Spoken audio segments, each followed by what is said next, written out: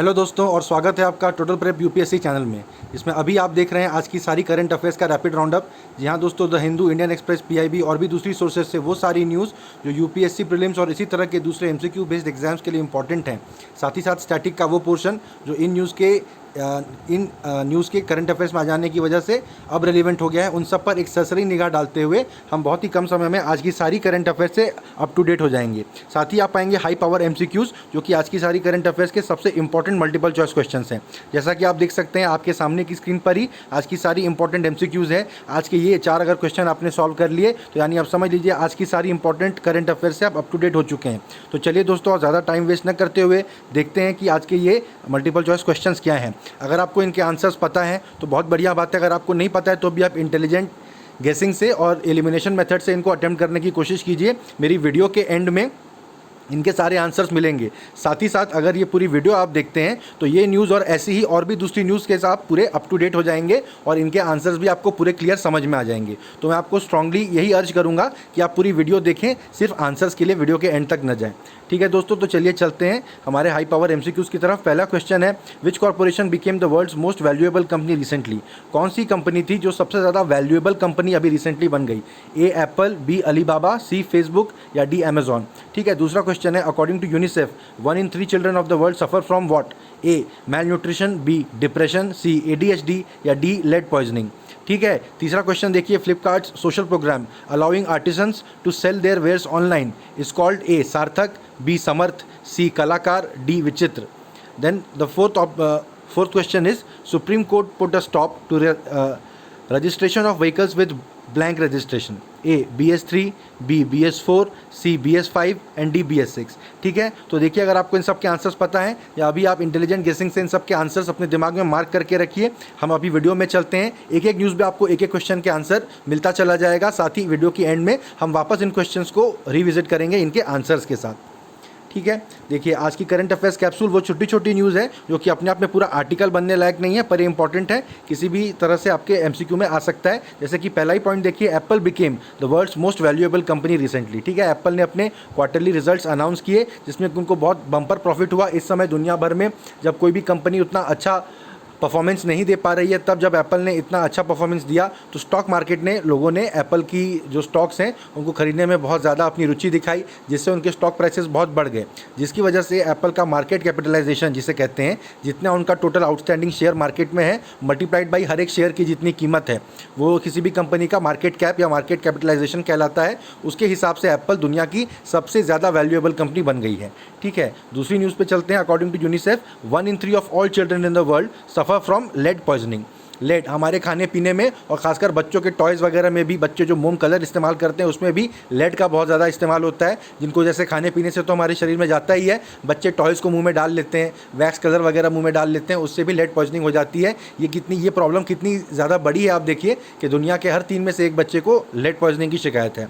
ठीक है, ऑस्ट्रेलिया ने टेक जाइंट फेसबुक और गूगल को, न्यूज़ पब्लिशर्स को अब कुछ रेवेन्यू पे करने के लिए फोर्स किया है, कुछ रॉयल्टी पे करने के लिए फोर्स किया है। देखिए कोई भी अखबार है वो बहुत ही मेहनत करके अपने एम्प्लॉय को सैलरी वगैरह दे के, ओवरहेड कॉस्ट वो अटेन करके अपनी न्यूज़ गैदर करते हैं, अपने न्यूज़पेपर में न्यूज़ पब्लिश करते हैं, पर गूगल सीधे सीधे फ्री में अपनी साइट पे वो न्यूज़ दिखा देता है, तो लोग गूगल पे जाके न्यूज़ देखते हैं। हम और आप भी यही काम करते हैं, ना कि किसी न्यूज़ पब्लिशर की वेबसाइट पे जाके। तो देखिए जो न्यूज़ पब्लिशर है उसको लॉस हो जाता है रेवेन्यू का, और हिसाब से गूगल को अपनी आय का, उन न्यूज़ पब्लिशर से उनकी जो इनकम हो रही है उसका कुछ हिस्सा, कुछ परसेंटेज तो उन न्यूज़ पब्लिशर्स को देना चाहिए, जो कि गूगल और फेसबुक देने से हमेशा मना करते रहते हैं। तो ऑस्ट्रेलिया दुनिया का पहला ऐसा देश बना है जिसने कि फेसबुक और गूगल को फोर्स किया है न्यूज़ पब्लिशर्स को रॉयल्टी पे करने के लिए। जाहिर बात है कि ये कंपनियां आसानी से नहीं मानेंगी। ये देखिए ऐसी बड़ी बड़ी मल्टीनेशनल कंपनियां होती है जो देशों से भी ज़्यादा ताकतवर होती हैं। ठीक है, तो ज़रूर इसको ऑस्ट्रेलिया की कोर्ट में ही वो चैलेंज करेंगे, इसको वर्ल्ड ट्रेड ऑर्गेनाइजेशन वगैरह में भी चैलेंज किया जाएगा। कल ही से आप देखेंगे दुनिया भर से ऐसी वॉइसेस उठ के आनी चालू होंगी जो कहेंगी कि ये नेट न्यूट्रलिटी के लिए और फ्रीडम ऑफ इंटरनेट के लिए ये मामला ख़तरनाक है, और मैं 99% श्योर हूँ कि ऑस्ट्रेलिया को अपना ये फैसला वापस देना पड़ेगा। वरना अगर ऑस्ट्रेलिया को अपना फैसला वापस नहीं लेना पड़ा और गूगल और फेसबुक चुपचाप ऑस्ट्रेलिया को अपने रेवेन्यू में से रॉयल्टी देने को राज़ी हो गए, तो फिर दुनिया के हर देश में ऐसा ही कानून आ जाएगा। फिर गूगल और फेसबुक जो है, जो इतनी ज़्यादा प्रॉफिट कमाते हैं, वो कैसे कमा पाएंगे? क्योंकि देखिए गूगल और फेसबुक अपना कुछ नहीं करते हैं, वो दूसरे के प्रोडक्ट को ही अपने प्लेटफॉर्म पे शोकेस करके पैसे कमाते हैं।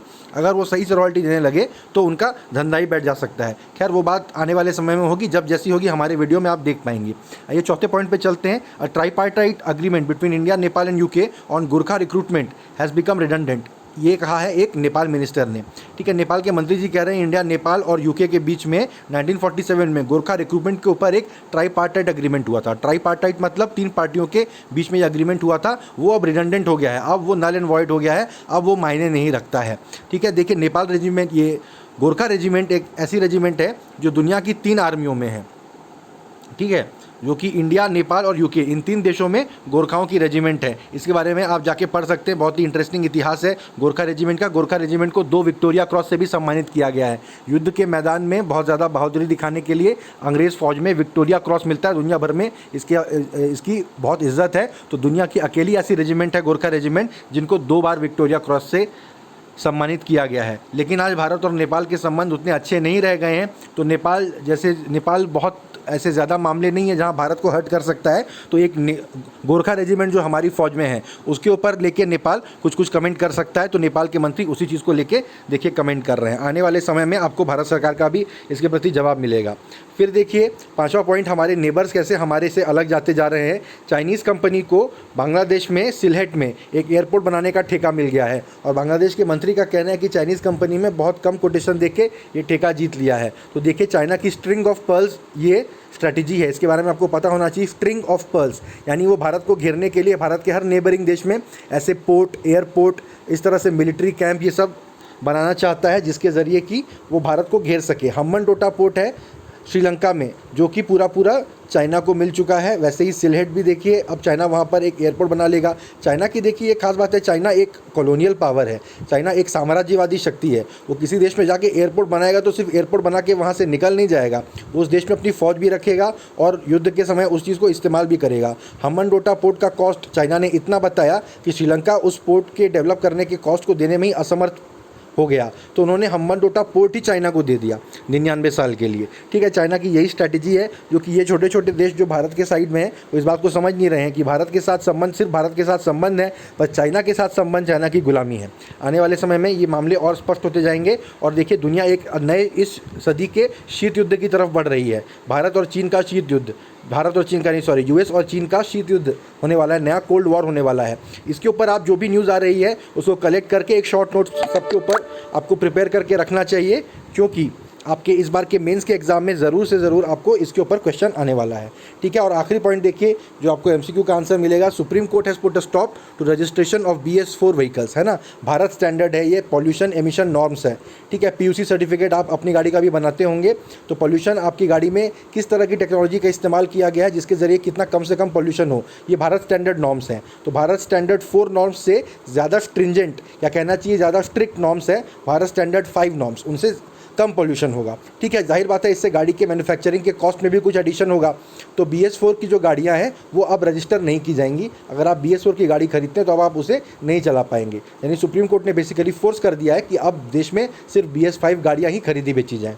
ठीक है, चलिए अब हम न्यूज़ आर्टिकल्स की तरफ चलते हैं। जो जिस न्यूज़ के बारे में हमने MCQs में बात की, यूनिसेफ ने अभी रिसेंटली एक रिपोर्ट जारी की है। ये इट्स काइंड अपने तरह की ये पहली रिपोर्ट है कि लेड का पूरे दुनिया भर के बच्चों के हेल्थ पे क्या असर पड़ता है। वैसे मैं आपको बता दूं कि पिछले कुछ सालों पहले ये कंट्रोवर्सी चाइना में बने प्रोडक्ट्स के ऊपर हुई थी कि चाइना में जो प्रोडक्ट्स बनते हैं उनमें बच्चों के लिए भी खिलौने वगैरह बनते हैं, उसमें लेड की तादाद को कम रखा जाए, लेड की मात्रा को कम रखा जाए, इस तरह के नॉर्म्स को फॉलो नहीं किया जाता है। इसलिए कई देशों में दुनिया के चाइनीज़ टॉयज़ को बैन करने की बात हुई थी, लेकिन WTO वगैरह से जाके कुछ हुआ था, चाइना ने इसको रुकवाने की कोशिश की थी।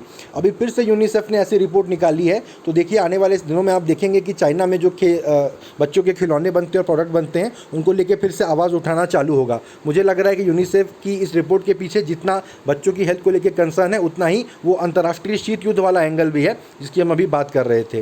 वो रिपोर्ट ये कह रही है कि देखिए दुनिया में करीब 80 करोड़ बच्चे हैं जो कि 1/3 child population in the world. अच्छा, दुनिया भर में 80 करोड़ बच्चे हैं, उनमें से 1/3 जो हैं वो लेड पॉइजनिंग से असर हो रहा है उनके ऊपर, ठीक है। जिसमें कि टोटल अफेक्टेड में से हाफ जो हैं वो साउथ एशिया में हैं। इंडिया, पाकिस्तान, बांग्लादेश, श्रीलंका, ये सब से जो देश हैं वो आधे यहाँ के बच्चे हैं जो कि लेड पॉइजनिंग का शिकार है। बच्चे जिनको लेड का एक्सपोजर होता है वो बहुत ज़्यादा अफेक्ट हो जाते हैं, उनके मेंटल हेल्थ और बिहेवियरल प्रॉब्लम्स उनमें देखने को मिलती है। यहाँ तक कि क्राइम और वायलेंस की तरफ भी उनकी ज़्यादा टेंडेंसी होती है, ऐसा हमें देखने को मिलता है, ठीक है। देखिए इससे नुकसान क्या है। Lead is a potent neurotoxin. Lead सिर्फ मिलावट की बात नहीं हो रही है यहाँ पे, ये एक न्यूरोटॉक्सिन है। न्यूरो का मतलब ब्रेन, टॉक्सिन का मतलब जहर। तो समझिए ब्रेन के लिए जहर है जो कि छोटे बच्चों के दिमाग को ऐसा डैमेज करता है जो काफ़ी वापस उसको रिपेयर नहीं किया जा सकता। इसके डेवलपमेंट में ये नुकसान पहुँचाता है जो उनके लाइफ लॉन्ग कॉग्निटिव, न्यूरोलॉजिकल और फिजिकल इम्पेयरमेंट का कारण बन सकता है, ठीक है। जब बाकी नॉर्मल बच्चों की तुलना की जाए तो जिन बच्चों के ब्लड में ज़्यादा लेड पाया जाता है, जो 5 माइक्रोग्राम पर डेसीलीटर, ये अगर इससे ज़्यादा पाया गया तो वो आईक्यू के टेस्ट में 3 से 5 पॉइंट कम स्कोर करते हैं। यानी बाकायदा बच्चों की बुद्धिमत्ता पे असर करता है। थोड़ा बहुत माइक्रोग्राम भी अगर लेड ज़्यादा बच्चों के खून में आ गया तो इसका बहुत में ज़्यादा डिटेल एनालिसिस अगर किया जाए तो इंडियन बच्चों के ब्लड में जो लेड का लेवल देखा गया तो पता चल रहा है कि दुनिया के बाकी बच्चों की तुलना में 4 आईक्यू पॉइंट्स कम पाए जा रहे हैं उनके इंटेलिजेंस में बिकॉज ऑफ लेड एक्सपोजर, ठीक है।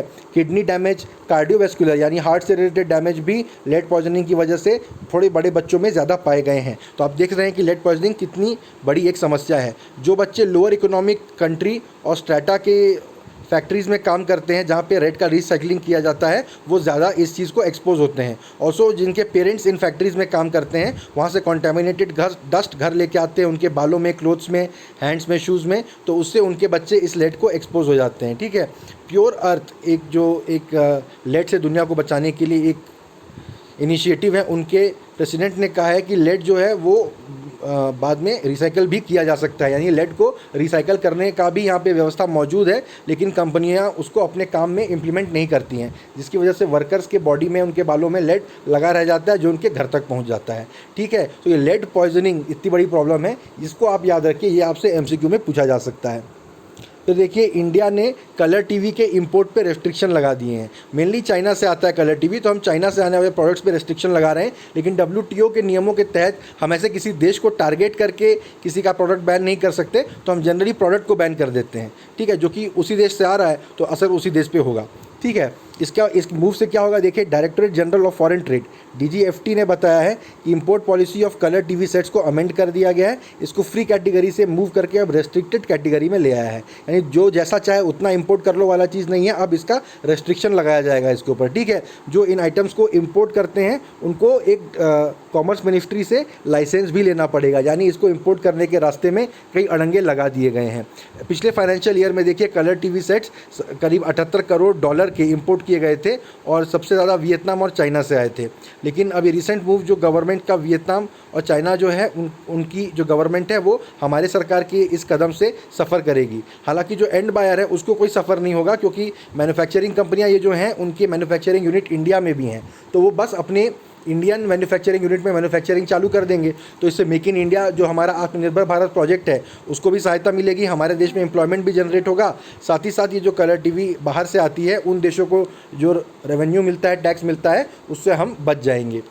जो चाइनीज़ पॉपुलर ऐप्स टिकटॉक जैसे को भी बैन कर दिया गया है, उसके बाद ही इंडियन गवर्नमेंट ने कलर टीवी इंपोर्ट को भी फ्री से रेस्ट्रिक्टेड में ले आए हैं, ठीक है। इसका बिज़नेस पे कोई खास ऐसे इम्पैक्ट होने की और ज़्यादा मंशा नहीं है। फिर आगे चलते हैं, वॉलमार्ट जो है उसने फ्लिपकार्ट के समर्थ प्रोग्राम के ज़रिए 6 लाख आर्टिसंस को सपोर्ट किया है कि वो अपने प्रोडक्ट ऑनलाइन बेच सके। आर्टिसंस मतलब देखिए कारीगर, छोटे छोटे कारीगर हैं जो बड़ी बड़ी कंपनियों के लिए काम नहीं करते हैं, हस्तशिल्प कला इस तरह की चीज़ें बनाते हैं। अगर वो भी अपने सामान ऑनलाइन बेच सकें तो जाहिर बात है कि हाथ से बनाया हुआ काम, जो कारीगरी होती है, जो कलाकारी होती है, उसको देश और दुनिया में बहुत सारे लोग मुँह मांगे दामों पर खरीदेंगे। मुँह मांगे दामों पर अब भी खरीदते हैं, लेकिन वो पैसा जो है वो इन लोगों को, इन कलाकारों कारीगरों को नहीं मिल पाता है। वो बिचौलिए और जो बीच के लोग हैं वो पूरा पैसा मार ले जाते हैं। ये कलाकार, ये कारीगर गरीबी में ही पीढ़ी दर पीढ़ी अपना जीवन बिताने के लिए अभिशप्त रहते हैं। उसमें फ्लिपकार्ट जैसे ये जो ऑनलाइन पोर्टल है, इनका ये बहुत ही अप्रिशिएट किया जाने योग्य ये इनिशिएटिव है। वॉलमार्ट के द्वारा ओन किया जाता है फ्लिपकार्ट। अब देखिए आपको पता होना चाहिए वॉलमार्ट कंपनी ने फ्लिपकार्ट में कंट्रोलिंग शेयर खरीद लिए हैं। तो उन्होंने अनाउंस किया कि 6 लाख आर्टिसंस को इस साल ऐड किया जाएगा उनके समर्थ प्रोग्राम से।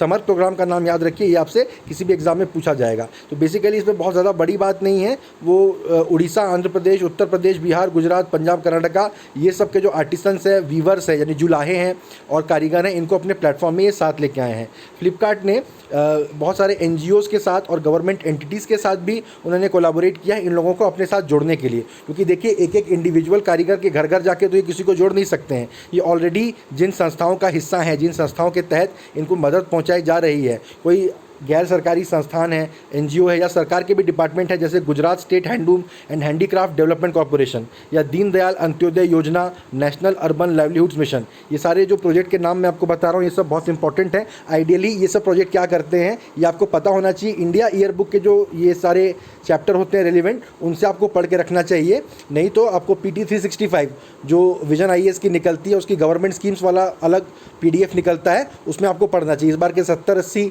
पेज का निकला गवर्नमेंट स्कीम वाला, और मेरी योजना आने वाले दिनों में मैं उस पर भी वीडियो बनाऊंगा, तो आप उसका भी लाभ उठा सकते हैं। ठीक है, यूपी खादी और विलेज इंडस्ट्रीज़ बोर्ड इन सब के साथ कोलैबोरेट करके फ्लिपकार्ट ने अपना यह प्रोजेक्ट समर्थ चलाया है। ठीक है, एक स्पेशल इनिशिएटिव किया है वॉलमार्ट ने जो MSMEs को सपोर्ट करने के लिए, जिसका नाम वॉलमार्ट वृद्धि रखा है। ठीक है, ये सारे आपसे क्वेश्चन MCQ में पूछे जा सकते हैं। अगला देखिए, रिलायंस पावर जो है वो बांग्लादेश में एक पावर प्लांट बनाने जा रहा है जेरा नाम की कंपनी के साथ। ठीक है, जापान की कंपनी है जेरा, ये और रिलायंस पावर कोलैबोरेट करके बांग्लादेश में पावर प्लांट बना रहे हैं, जिसमें कि Japan bank for international cooperation जो है वो भी काफ़ी पैसे अपने एलोकेट करेगा। ये प्रोजेक्ट क्या है, ये एक जॉइंट वेंचर है। ये प्रोजेक्ट कंपनी एक 745 मेगावाट का natural gas combined cycle power project बनाएगा मेघन घाट नारायणगंज में, जो कि ढाका के 40 किलोमीटर साउथ ईस्ट में, मान के चलिए ढाका में ही है। यहाँ से जो बिजली की पैदावार होगी वो बांग्लादेश पावर डेवलपमेंट बोर्ड उसको खरीदेगा और 22 साल तक के लिए ये जो है बिजली बेचेंगे बांग्लादेश सरकार को। उसके बाद बांग्लादेश सरकार उसको अपना टेक ओवर कर लेगी। तो इसका कंस्ट्रक्शन देखिए ढाका में होगा। GE9F गैस टरबाइन बनाए जाएंगे। ठीक है, ये आपसे नहीं पूछेगा कोई कि कौन सी कंपनी का टरबाइन लगाया गया है वहाँ पर। तो ये आपसे बस ये पूछा जा सकता है कि कहाँ पर रिलायंस वाले अपना पावर प्रोजेक्ट लगा रहे हैं, तो आपको बताना है ढाका में लगा रहे हैं। फिर आपसे पूछा जा सकता है किसके साथ कोलैबोरेशन में लगा रहे हैं, तो जापान की जेरा JERA जो वहाँ की कंपनी है उसके साथ मिलकर लगा रहे हैं। ठीक है, ये आपको याद रखना है। फिर देखिए, centre has come up with sport committees for national sports awards 2020। ठीक है, union ministry of youth affairs and sports ने फ्राइडे को सिलेक्शन कमेटी का अनाउंस कर दिया है, जो कि फैसले करेंगी 2020 के स्पोर्ट्स अवार्ड्स के लिए। कौन कौन से अवार्ड मिलते हैं देखिए, Rajiv Gandhi Khel Ratna, Dronacharya award, Arjuna award, Dhyan Chand award. Dhyan Chand award नाम से आप समझ सकते हैं कि हॉकी के लिए मिलता होगा। राष्ट्रीय खेल प्रोत्साहन पुरस्कार अवार्ड और मौलाना अबुल कलाम आज़ाद ट्रॉफी। ठीक है, कमिटीज़ के बारे में बात करिए। इस साल जो ट्रेंड रहा है कि single selection committee for all sports awards के लिए बनाई जा रही हैं। Retired justice of supreme court justice Mukundakam Sharma जो हैं वो इन कमेटियों के चेयरमैन बनाए गए हैं। इस कमेटी में बहुत सारे और एमिनेंट पर्सनैलिटीज़ को भी ऐड किया गया स्पोर्ट्स की दुनिया से, जैसे क्रिकेटर वीरेंद्र सहवाग, हॉकी से सरदार सिंह, टेबल टेनिस से मोनालिसा बरुआ मेहता और पैरा एथलेटिक्स से दीपा मलिक। पैरा एथलेटिक्स क्या होता है, जो दिव्यांग होते हैं, डिफरेंटली एबल्ड, या जिन्हें हैंडीकैप भी जनरली पहले बोला जाता था, फिजिकली डिसेबल्ड, उन लोगों के भी अलग स्पोर्ट्स होते हैं। सारे स्पोर्ट्स और उनके भी कुछ विशेष स्पोर्ट्स जो सिर्फ पैरा एथलीट्स कहा जाते हैं वो लोग खेलते हैं, उनके पैरा ओलंपिक्स भी होते हैं, पैरालंपिक्स कहा जाता है। तो भारत में इस फील्ड में ग्रोथ की काफ़ी संभावनाएं हैं। हम बहुत सारी सरकारी योजनाएं चलाते हैं दिव्यांगजनों को कैसे हम समाज की मुख्य धारा में शामिल करें, कैसे उन तक मदद पहुँचाएँ। उसी की पूरी स्ट्रैटेजी के तहत एक वर्टिकल ये भी हो सकता है कि हम दिव्यांग जो खेल होते हैं उनको, जो पैरा स्पोर्ट्स होते हैं, पैरा एथलेटिक्स होते हैं, उनको हम ज़्यादा प्रोत्साहित करें। जो पैरा एथलीट्स हैं भारत के, वो बताते हैं कि कितने पैरालंपिक्स में कितने सारे स्पोर्ट्स हैं वो बिना भारत के पार्टिसिपेशन के ही निकल जाते हैं, कि भारत में उनका एक भी एथलीट नहीं है। तो ऐसा नहीं होना चाहिए। ठीक है, इसी तरह से देखिए भारत का जो यूथ और स्पोर्ट्स मिनिस्ट्री है बहुत सारी योजनाएं चला रहा है स्पोर्ट्स को प्रमोट करने के लिए। ठीक है, उसमें टारगेट ओलंपिक पोडियम स्कीम भी है, टॉप्स, जिसके बारे में मैं मेरी पुरानी वीडियोस में बात कर चुका हूँ। इस पर ज़रूर से ज़रूर UPSC प्री में आपको क्वेश्चन आ सकता है। अगर आप क्लियर नहीं है कि ये स्कीम क्या है तो आप गूगल कर लीजिए, आप इसके बारे में पढ़ के भी रख लीजिए। टॉप्स के जो CEO हैं राजेश राजगोपालन, वो भी इन कमिटीज़ के मेंबर हैं। ठीक है, other than this 2 additional members जो कि द्रोणाचार्य अवार्डीज़ हैं, उनको भी चेयरपर्सन द्वारा इन्वाइट किया जाएगा। ठीक है, जो कि द्रोणाचार्य अवार्ड के लिए नॉमिनेशन को कंसीडर करेंगे। द्रोणाचार्य अवार्ड जो है कोचेस को दिया जाता है। जैसे द्रोणाचार्य पांडवों और कौरवों के कोच थे, उनके गुरु थे, वैसे ही जो कोच होते हैं अगर उनका खिलाड़ी, उनके कई सारे खिलाड़ी बहुत सारे अवार्ड जीतते हैं तो कोच को भी द्रोणाचार्य अवार्ड दिया जाता है। ठीक है, अब आप देखिए हम एनवायरनमेंट एंड इकोलॉजी से रिलेटेड न्यूज़ वाले सेक्शन पे आ गए हैं। पोलर बेयर्स की हम बात कर रहे हैं। पोलर बेयर जो है ऐसा अब किया जा रहा है प्रेडिक्ट कि सन 2100 तक एक्सटिंक्ट हो जाएंगे। पोलर आइस कैप्स मेल्ट हो रहे हैं, आपको पता होना चाहिए। और जैसे जैसे दुनिया का तापमान बढ़ते जा रहा है, सबसे ज़्यादा असर उसका अंटार्कटिका और आर्कटिक एरिया में हो रहा है। वहाँ की जो फ्रेजाइल इकोसिस्टम है, वहाँ के जो जानवर हैं वो, या फिर आप समझिए कि मछलियाँ हैं, पानी के अंदर रहने वाले जीव हैं, वो बहुत ही एक्सट्रीम टेम्परेचर में रहने के आदी हैं। और वहाँ के टेम्परेचर में थोड़ा भी चेंज होता है तो उनका पूरा इकोसिस्टम हिल जाता है। तो पोलर बेयर्स इसी तरह की ग्लोबल वार्मिंग और क्लाइमेट चेंज के शिकार हैं। तो देखिए यहाँ पर इस आर्टिकल में क्या दिया हुआ है डिटेल में कि पिछले कुछ दशकों में पोलर बेयर जो है वो क्लाइमेट चेंज के एक सिंबल के तौर पे उभरे हैं। आपने बहुत सारी ऐसी तस्वीरें देखी होंगी कि समुद्र में बर्फ़ का एक छोटा सा टुकड़ा है और उस पर सिमट के जैसे तैसे एक पोलर बेयर बैठा हुआ है। मतलब लग रहा है कि पोलर बेयर के पैरों तले ज़मीन खिसकती जा रही है, उनके नीचे से बर्फ़ पिघलती जा रही है और थोड़े ही समय में पोलर बेयर पानी में डूब जाएंगे। तो अब वो जो ऐसा प्रेडिक्ट किया जाता था, अब वो यथार्थ के स्फीयर में आ चुका है। अब बहुत देर की बात नहीं है, आने वाले 80 सालों में ही पोलर बेयर एक्सटिंक्ट हो जाएंगे अगर जो चल रहा है सब कुछ वैसा ही चलता रहा। ये बात कहना है नेचर क्लाइमेट चेंज के जुलाई 2020 इशू का। ठीक है, नेचर क्लाइमेट चेंज मैगजीन है, नेचर मैगजीन बहुत फेमस मैगजीन है, उसी का ये लगता है सप्लीमेंट है या उसी की सिस्टर मैगजीन होगी नेचर क्लाइमेट चेंज। उन्होंने ये प्रेडिक्ट किया है कि आर्कटिक रीजन में अधिकतर जो पोलर बेयर है, आर्कटिक रीजन यानी नॉर्थ पोल के आसपास का जो रीजन है, सन 2100 तक वहाँ के अधिकतर पोलर बेयर खत्म हो जाएंगे अगर ग्रीन हाउस गैसेस का एमिशन चलता रहा। ग्रीन हाउस गैसेस कौन है ये आपको पता होना चाहिए। किसी भी सीरियस यूपीएससी एस्पिरेंट को बताने की ज़रूरत नहीं होनी चाहिए कि ग्रीन हाउस इफेक्ट क्या होता है, कौन सी गैसेस ग्रीन हाउस गैसेस होती हैं। ठीक है, ग्लोबल वार्मिंग कैसे होती है, कैसे अर्थ में ट्रैप कर ली जा रही है गर्मी, कैसे सरफेस से रिफ्लेक्शन हो जाता है, इस तरह के जो कॉन्सेप्ट्स हैं सब आपके पास में शंकर आईएएस की जो बुक होती है एनवायरमेंट इकोलॉजी की, वो आप सब पढ़ के बैठे होंगे। 2 महीने में ही फ्री है, जिन्होंने नहीं पढ़ा है उनको पढ़ लेना चाहिए। ठीक है, तो ये कुल मिला के बात बस इतनी है। इसमें पूरे आर्टिकल में और डिटेल हैमर किया गया है कि कैसे बियर को जो है, जो पोलर बेयर हैं उनको फूड चाहिए और फूड के लिए उन्हें आइस चाहिए, लेकिन आइस अगर उनको देनी है तो हमें क्लाइमेट चेंज को कंट्रोल करना पड़ेगा। ठीक है, तो ये इतनी सी बात है, इसके बारे में आप याद रखिए। इनमें से कौन सा जानवर अभी प्रेडिक्ट किया जा रहा है सन 2100 तक एक्सटिंक्ट हो जाएगा, ये आपसे एमसीक्यू में पूछा जा सकता है। आपको बताना है कि वो पोलर बेयर है। ठीक है, तो देखिए चलते चलते हम एमसीक्यूज़ के आंसर तक पहुंच गए हैं। जिन्होंने पूरी वीडियो देखी है उनको तो पूरे आंसर मालूम चल ही चुके हैं। जो क्वेश्चंस के बाद सीधा आंसर्स तक आए हैं तो वो देख लीजिए कि एप्पल जो है वो दुनिया की सबसे वैल्यूएबल कॉरपोरेशन बन गई है रिसेंटली, और यूनिसेफ के हिसाब से दुनिया के हर 3 में से 1 बच्चा लेड पॉइजनिंग से सफ़र करता है। फ्लिपकार्ट का वो सोशल प्रोग्राम जो कि आर्टिसंस को अपने वेयर्स ऑनलाइन बेचने का अलाउ करता है, उसका नाम है समर्थ। और सुप्रीम कोर्ट ने BS4 व्हीकल्स के रजिस्ट्रेशन पर रोक लगा दी है। ठीक है, तो थैंक यू गाइज़, ये थी आज की मेरी करंट अफेयर्स की कवरेज। मुझे उम्मीद है कि आपको मेरा अप्रोच पसंद आया होगा। अगर मेरी वीडियोस आपको पसंद आ रही हैं तो प्लीज़ कमेंट करिए और बताइए कि आप मेरी वीडियोस देख रहे हैं, साथ ही साथ आपको क्या अच्छा लग रहा है और क्या आप चाहते हैं ये आप मुझे कमेंट सेक्शन में बताइए। प्लीज़ मेरे चैनल को सब्सक्राइब करिए, अपने दोस्तों के साथ शेयर करिए, ताकि जल्द से जल्द हमारे चैनल पर सब्सक्राइबर्स बढ़ें, पार्टिसिपेंट्स बढ़ें, डिस्कशंस हो, और हम UPSC इस बार का जो प्री है वो पूरा 140+ स्कोर करने लायक प्रिपरेशन हमारे इसी चैनल के थ्रू कर लें। मैं आपको बताना चाहता हूँ कि करंट अफेयर्स में जो न्यूज़ आ रहे हैं वो साथ ही उनसे लिंक्ड जो स्टैटिक का पोर्शन है वो, इसको पढ़ के बहुत आसानी से आप UPSC का प्री क्लियर कर सकते हैं। अगर इस चैनल पर आपने मेरा साथ दिया तो साथ मिलके हम इस बार का प्री बहुत आसानी से 140 के ऊपर का स्कोर करके क्लियर कर लेंगे। तो प्लीज़ अपने ग्रुप्स में वीडियोज़ को पोस्ट कीजिए और अपने दोस्तों के साथ शेयर कीजिए। ठीक है गाइज़, मुझे उम्मीद है कि जैसा जैसा मैं आपको बता रहा हूँ वैसा वैसा आप करेंगे। तो थैंक यू गाइज़, मिलते हैं कल।